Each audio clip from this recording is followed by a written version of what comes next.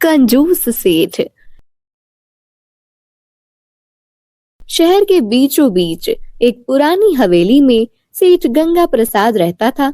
उसके पास अपार धन संपत्ति थी, सोने चांदी के सिक्के, बेशकीमती जमीनें और कई दुकानें। लेकिन वह जितना अमीर था उतना ही कंजूस भी था। ना वह खुद ठीक से खाता, ना दूसरों को खाने देता। एक दिन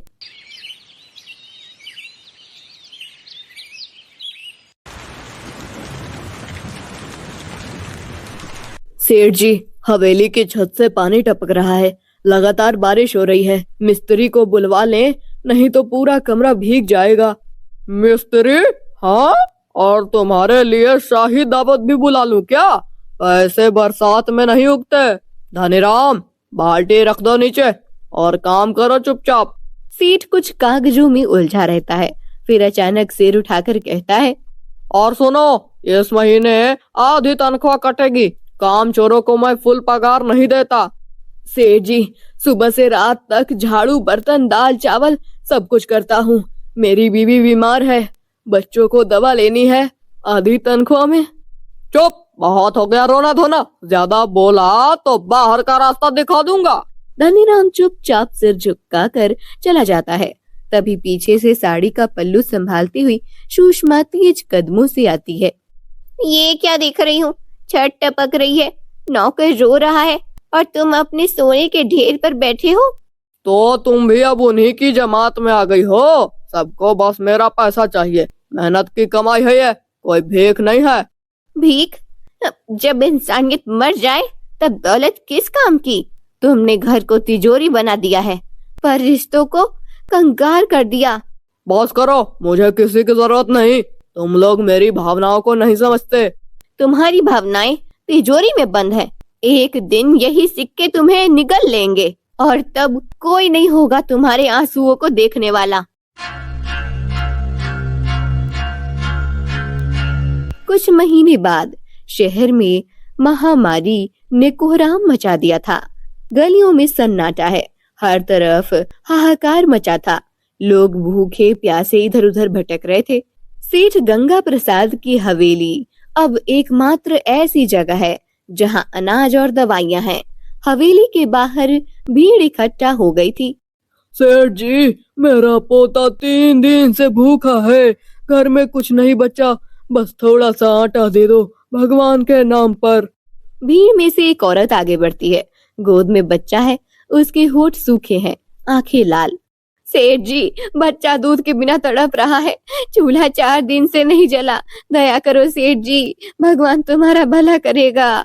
एक नौजवान लड़का हाथ जोड़कर कहता है, सेठ जी, हम कोई भीख नहीं मांग रहे, बस थोड़ा अनाज उधार दे दो। बीमारी ने सब कुछ छीन लिया है। जान बच जाए तो मेहनत करके लौटा दूंगा।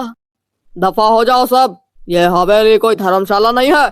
मैं कोई भगवान नहीं हूँ जो सबको खाना बांटता फिरूं। सेठ जी, इंसानियत दिखाओ, थोड़ा सा दे दो, बच्चे मर रहे हैं, भगवान से तो डरो।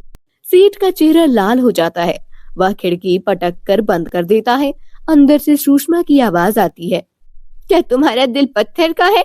देखो बाहर कैसे लोग बिलख रहे हैं। तुम्हारे पास इतना है कि सबको बचाया जा सकता है।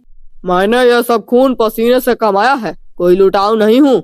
जिसने मेहनत नहीं की उसे खाने का हक नहीं। तुम्हारी दौलत किसी की जान से ज्यादा नहीं हो सकती। अगर आज तुमने इनकी मदद नहीं की तो ये हवेली एक दिन शमशान बन जाएगी। बस एक शब्द और कहा तो तुम्हें भी बाहर फेंक दूंगा। रहो अंदर चुपचाप। बाहर भीड़ धीरे धीरे छटने लगती है। कुछ चेहरे मायूस, कुछ आंखें श्राप देती हुई। दूर से एक बुढ़ी औरत बुदबुदाती हुई आती है।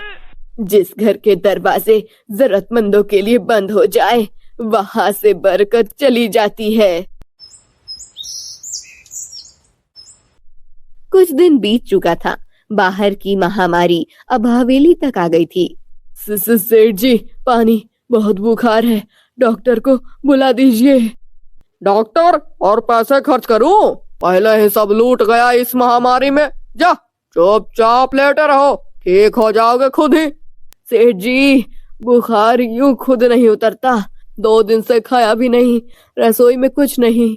हर वक्त रोते रहते हो, रोटी नहीं है तो क्या मैं आसमान से गिराऊं? भाग जाओ यहाँ से, बीमारी फैला दोगे। तभी सुषमा की चीख सुनाई देती है। ये जी, मुझसे अब कुछ नहीं होता, सांसें भारी लग रही हैं, अंदर से कुछ टूट रहा है। लो पानी पियो और अब चुपचाप जाकर सो जाओ, नींद सब बीमारी ठीक कर देती है। सुषमा कांपते हाथों से पानी का गिलास पकड़ती है, पीती है और बिस्तर पर लेट जाती है। अगली सुबह सेठ कमरे में आता है। सुषमा उठो, अब तो सुबह हो गई, देखा कहा था ना ठीक हो जाओगी, उठो सुषमा। बाबूजी, मालकिन नहीं रही, मगर आपको तो किसी की परवाह नहीं थी। मैंने सब खो दिया, मगर अब क्या बचा है? धनीराम रोते हुए सर झुकाकर चला जाता है।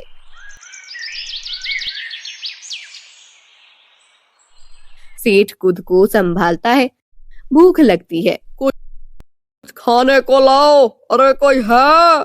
रसोई में जाता है, खाली बर्तन, सूखे डिब्बे थे। इतना सोना, इतना धन और खाने को कुछ नहीं। गेट की ओर दौड़ता है, दरवाजा खोलता है। बाहर सूनी सड़कें, बंद दुकानें, भूख से पीड़ित चेहरों की यादें आंखों में उभरती हैं। कोई है? रोटी चाहिए, कुछ खाने को कोई है? चारों तरफ खामोशी। थका हारा सेठ लौटता है हवेली में, कमरे के बीच में बैठ जाता है सिक्के के ढेर में, और धीरे धीरे उसकी सांसें टूटने लगती हैं। सिक्के, तुम तो मेरे साथ थे, पर तुमने भी मुझे अकेला छोड़ दिया। उसका सिर सिक्कों पर झुकता है और सन्नाटा फैल जाता है। कई दिन बाद हवेली के बाहर सभी लोग बातें करते हैं। कहते हैं हवेली का दरवाजा कई दिन से नहीं खुला, चलो झाँक कर देखें। लोग खिड़की से झांकते हैं और चौंक जाते हैं। अरे सेठ गंगा प्रसाद मर गया। भीतर सेठ का निर्जीव शरीर सिक्कों के बीच पड़ा हुआ था। इतनी दौलत लेकिन किसी को ना दी, और आज खुद एक बूंद पानी को तरस गया। धन बुरा नहीं होता, पर जब वो सिर्फ अपने लिए हो और दूसरों के दुख में काम ना आए तो वह श्राप बन जाता है। क्या सेठ जी के पास सच में बहुत पैसे थे? हाँ बेटा, लेकिन उस पैसे ने उन्हें बचाया नहीं, इसलिए हमेशा याद रखना, इंसान का दिल बड़ा होना चाहिए, तिजोरी नहीं। धन संजोना बुरा नहीं, लेकिन जब वह दूसरों के दुख में काम ना आए तो वह धन नहीं, अभिशाप बन जाता है। तो मेरे प्यारे दोस्तों, कैसी लगी आपको हमारी कहानी? कमेंट करके जरूर बताएं और इसे अपने दोस्तों के साथ शेयर करें। और हाँ, अगर आपने अभी तक हमारे चैनल को सब्सक्राइब नहीं किया तो जल्दी से नीचे लाल कलर का बटन दबाकर सब्सक्राइब करें और बेल आइकन दबाना ना भूलें, ताकि आप ऐसे ही नई मजेदार कहानियाँ देख सकें। तो दोस्तों, तब तक के लिए अपना ध्यान रखिए। धन्यवाद।